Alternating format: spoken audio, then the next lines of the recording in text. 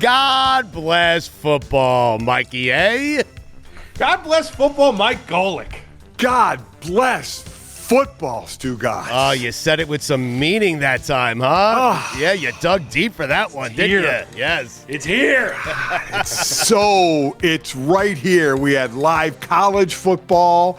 We still have to wait a little bit for pros, but live college football in week 0. Week 1's got a lot of great games. My God, it's awesome. My mouth is watering with excitement. What are you most looking forward to? Listen, I know everyone's excited about week 0. I'll take it seriously when they play the game somewhere in the deep south in the United States of America, okay? So college football for me starts this week, and it starts this weekend. And I'm wondering, Mike, there are so many interesting matchups and games and things to look at. Is there one or two that stand out to you the most? Well, I mean, first off, you got to love the fact that the game in Dublin was actually a conference game with two teams of the probably 6 or 7 that are favored. Kansas State is one of the top 2 picked by most people to win the Big 12, and they already dropped it. So that conference loss actually could be very costly in week 1. I'm surprised there was a conference game that early. Obviously, in week 1, I'm looking at Notre Dame going to Miami. I mean, that's more my heart than my head. Sure. Obviously, my head, it's got to be Texas going to Ohio State. A noon game, I mean, that's kicking off college football. Brand new starting quarterback in Julian Sayin for Ohio State, the guy who has basically been told he's the greatest gift since on God's green earth, and Arch Manning. And Arch, by the way, is handling it great. But I mean, so much pressure is on him. He can't live up to all the hype, and that's a noon game. I mean, what's not to look forward to there? Mike, in terms of the pressure on Arch, is there more pressure being the Texas quarterback or having that last name on your jersey? Man, let me tell you what, probably both, right? Because he's grown up in the spotlight, you know, from high school, obviously with the name, with who his uncles are. I mean, I think it's both, but this is probably for him, he's looking at the micro, which is this game. I mean, he is the starter. He wasn't the starter last year, even though he started 2 games. He wasn't the starter week in and week out, where the game plan was built for him. Now he is. So I would imagine he's feeling some pressure from that. It's now the ball is his. He leads the offense. He leads the huddle. So I'd imagine in the micro sense, there's a lot of pressure on playing right now.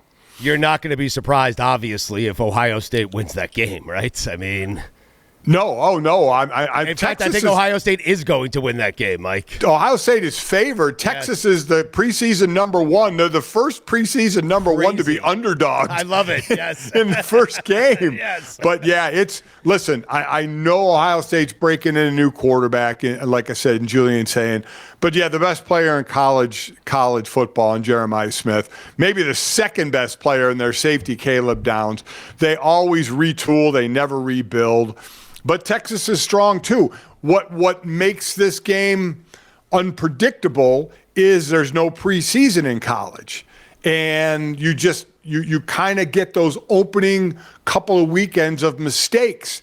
And it's which is the costly mistake. Right. What's going to be in Dublin, it was rainy. There were a lot of turnovers and drop passes. Thought it was a mistake. Kansas State went for it on their own 29, 30-yard line with 8 minutes to go, down 3. I thought that was a decision mistake, but sloppy field mistake. And normally defenses are ahead of offenses early on. So I'm really interested in this Ohio State defense against Arch Manning and that Texas offense. But you really kind of throw your hands up and not sure what to expect in week 1. Who's got the better bulletin board material, being ranked lower or being the underdog? It's a great question. To Vegas? Yes, it's a great question.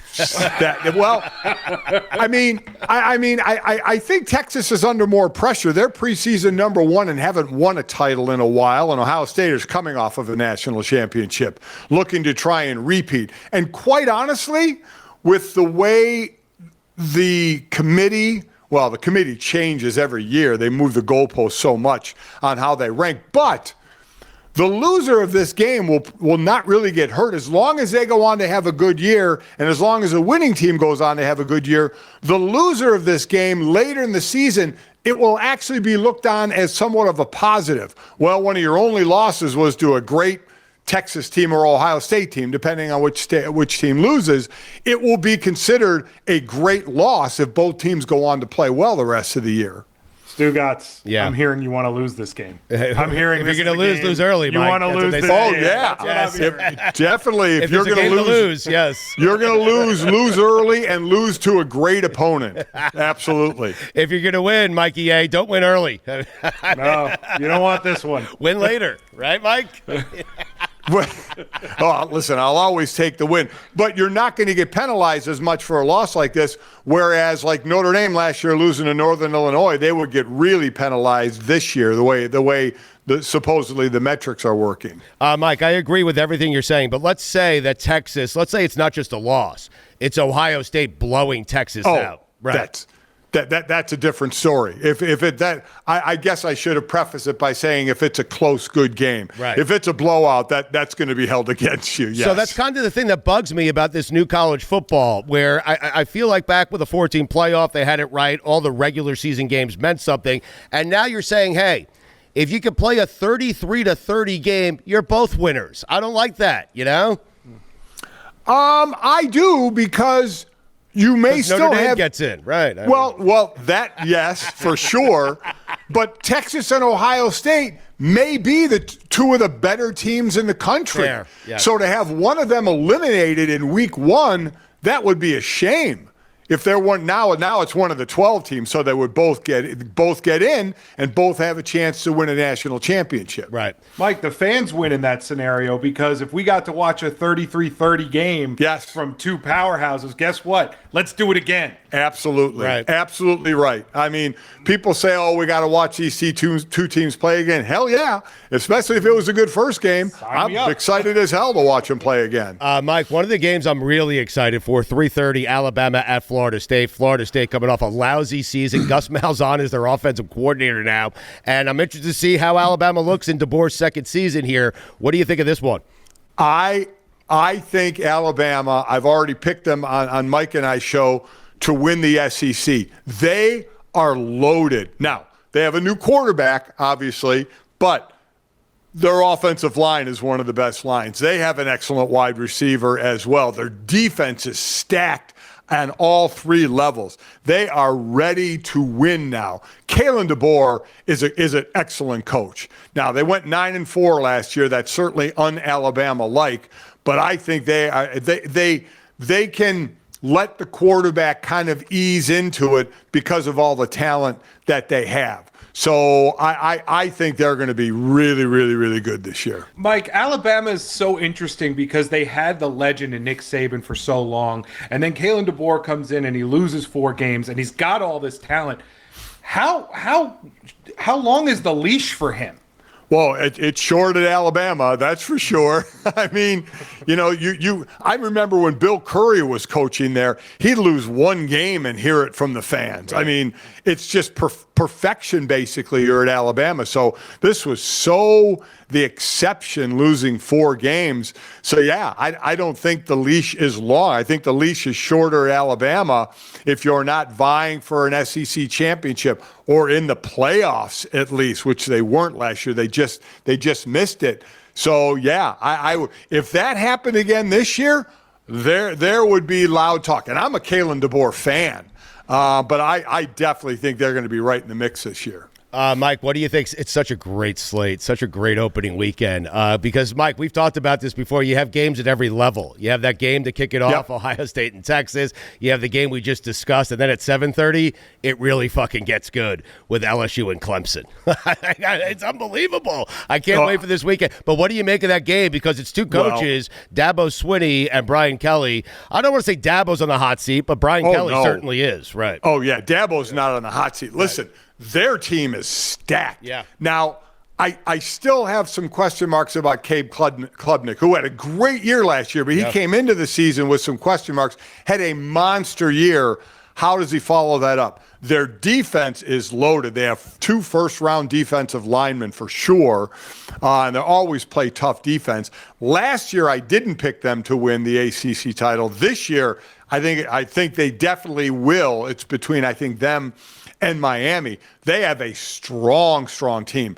And Brian Kelly, listen, the talent there is undeniable. But they've played tough games the first 3 years he's been there, but they've lost them all. They've started out 0-1 every year in a big game. He's got to get over that first game hump.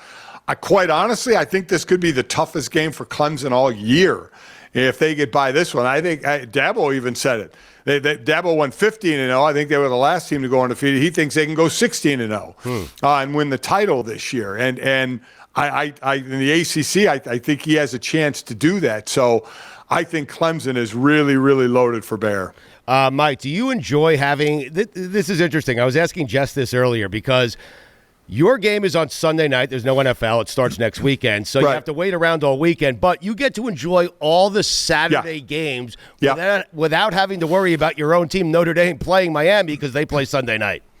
Listen, I love the Red Zone channel for NFL games, and I need that to have to talk about all the games, because you can't really just concentrate on one game. At least in college football, you can hit previous channel and get some of the other games, or they're stacked at different times, the big games anyway, so you can watch them all, along with obviously you can flip to other games.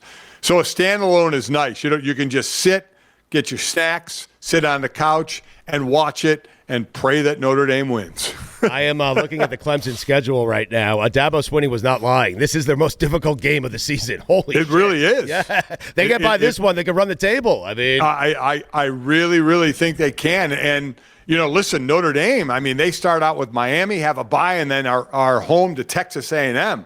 They have not one but 2 tough first games, breaking in a new quarterback and C.J. Carr. But I think they have enough around him that all of a sudden last year they had an inexperienced O-line. Now it's more experienced.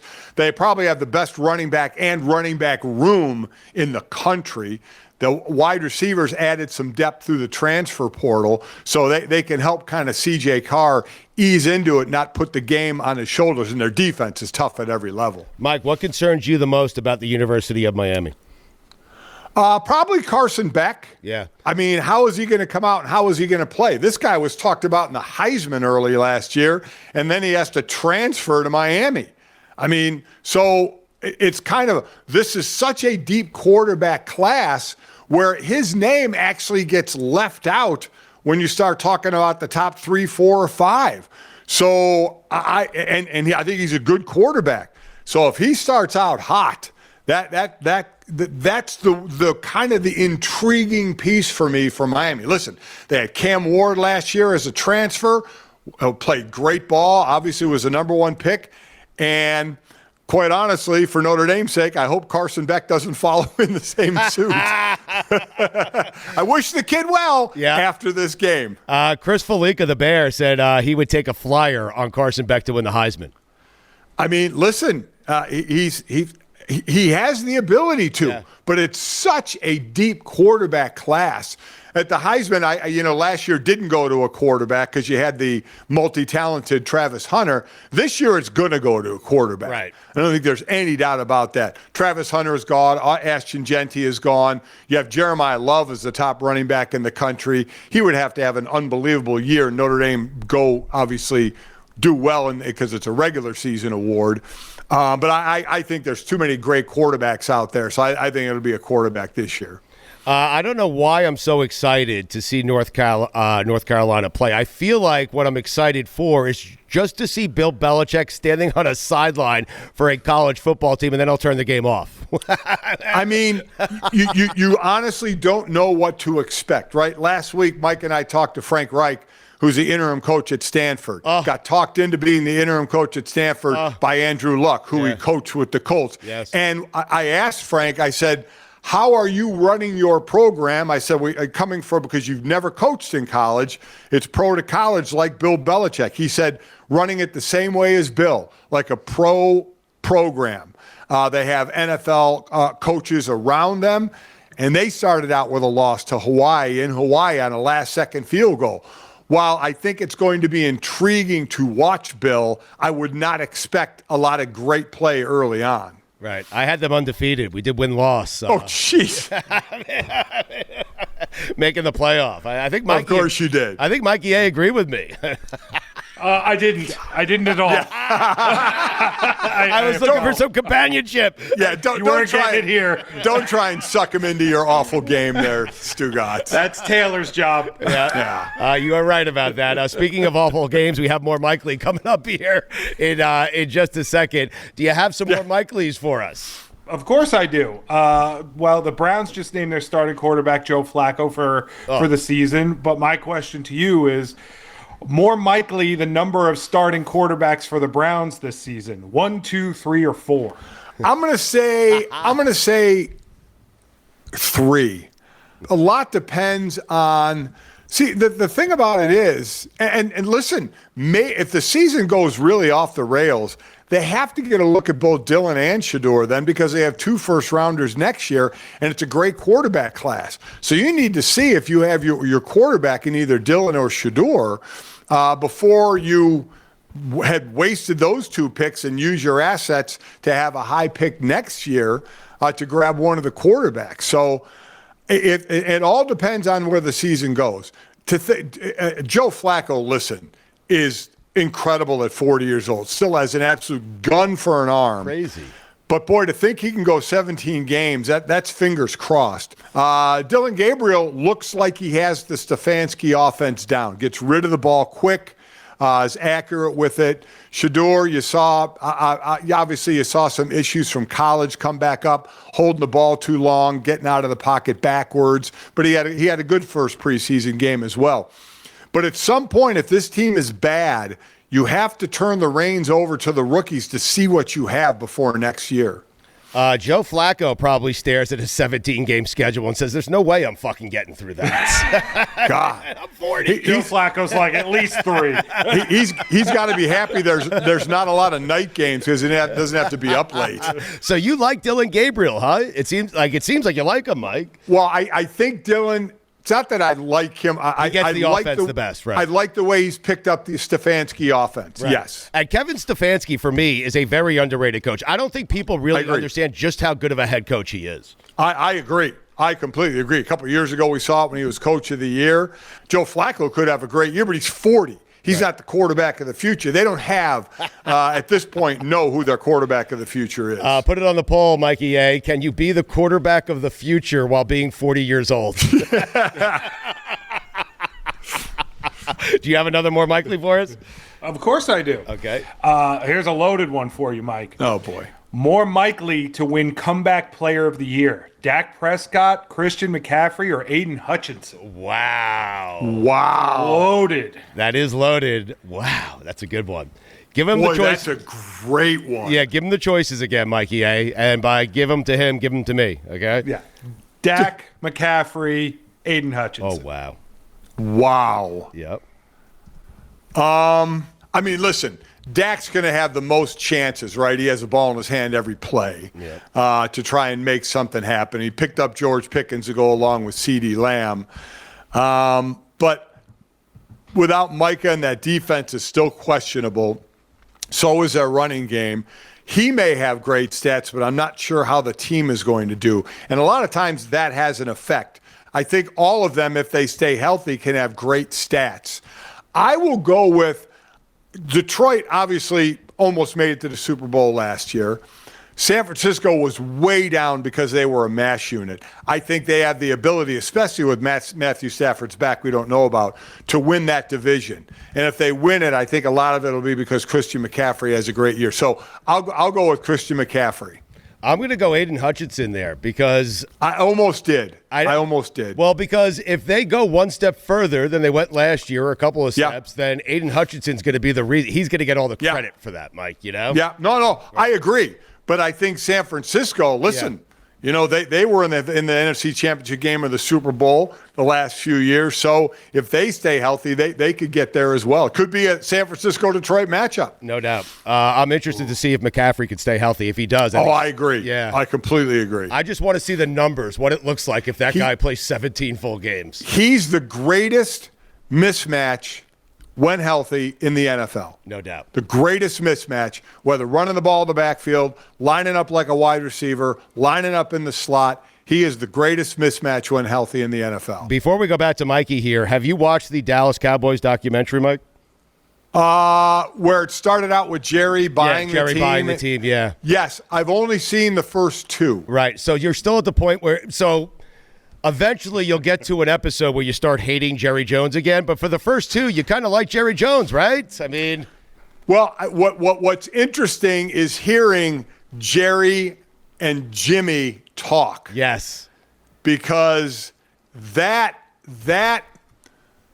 obviously there was a relationship that went sour there because Jerry was jealous. Jimmy was getting all the credit, which, by the way, Jimmy deserved every ounce of credit for building a championship team, from the Herschel trade to finding diamonds in the third, fourth, and fifth round. But Mike, Jerry deserves credit too, only from this standpoint. He fired a fucking legend and put his neck on the line for Jimmy Johnson. I agree. And listen, Tom Landry had been there 29 years. They were coming off 3 losing seasons. If you just look at the metrics of it, you could understand it with a new owner coming in. But Tom was such a freaking legend that people were just, death, taxes, and Tom Landry's the coach of the Cowboys. Right. So that was the stunning thing. But I understood the change for sure. Sure. I didn't realize just how much money Jerry had lost on the Cowboys in the first few years. He almost had to sell the team multiple times. I listen, the one thing you can say about him from putting out $800,000 on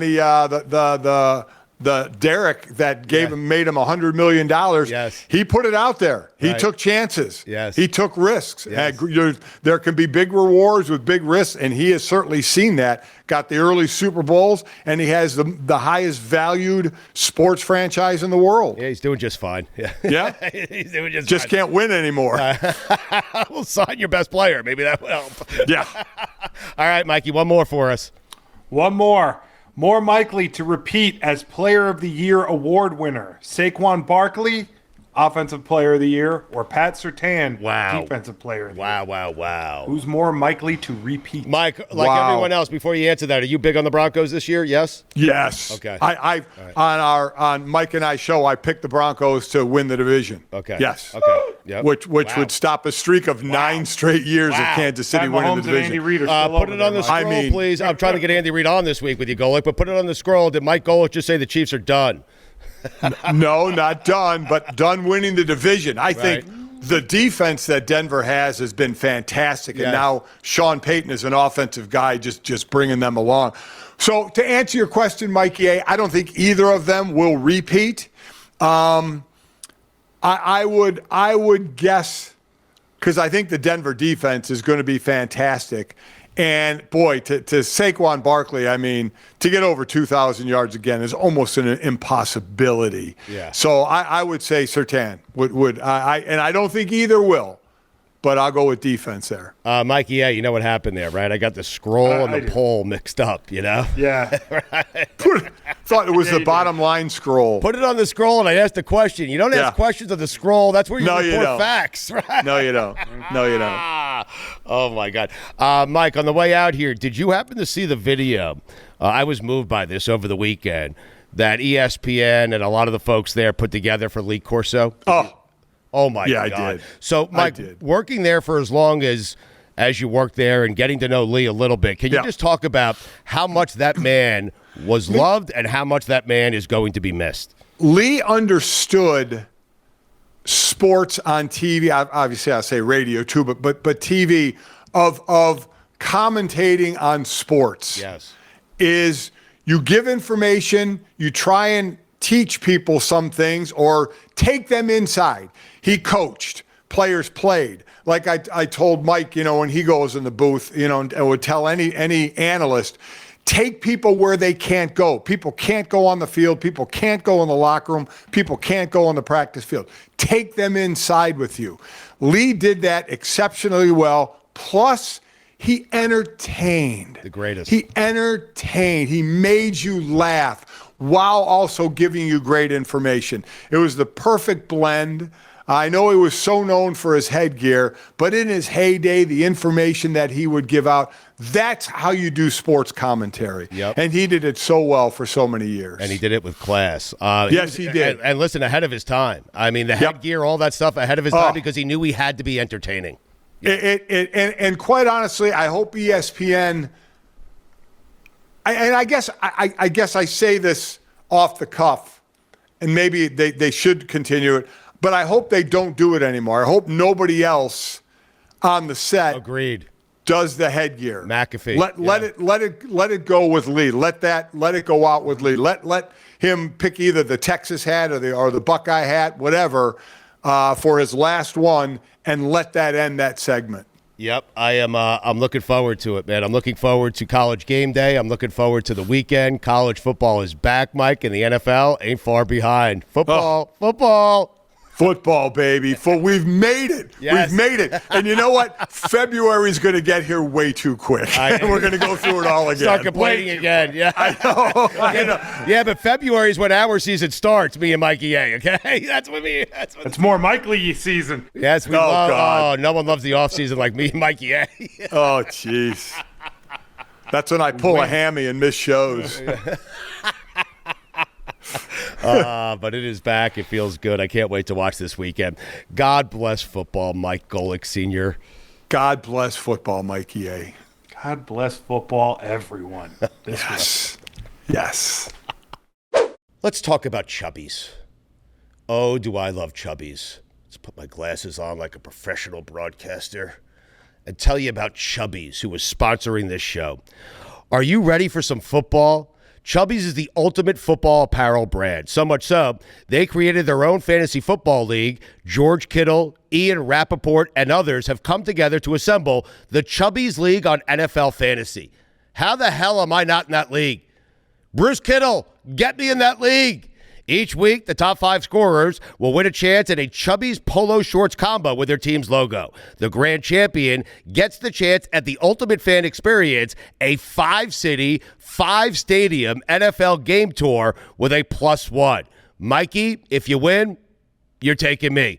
I'm your +1. If I win, I'll take you. I don't think either of us can win, just so we're clear. But if I can, I will take you. While the fantasy flop faces a hilarious and unforgettable punishment only Chubbies could pull off. So head to chubbyshorts.com/the Chubbies League to learn more and have some fun. Get ready for the most outrageous fantasy football season of your life. And again, for a limited time, our friends at Chubbies are giving our listeners $10 with the promo code STUGOTZ, STUGOTZ, all capitalized at chubbyshorts.com. That's $10 off your order with the promo code STUGOTZ, and that includes the NFL collection. Support our show. Support the sponsors that support our show, and make sure you tell them that we sent you. Express yourself and level up your game day wardrobe with Chubbies.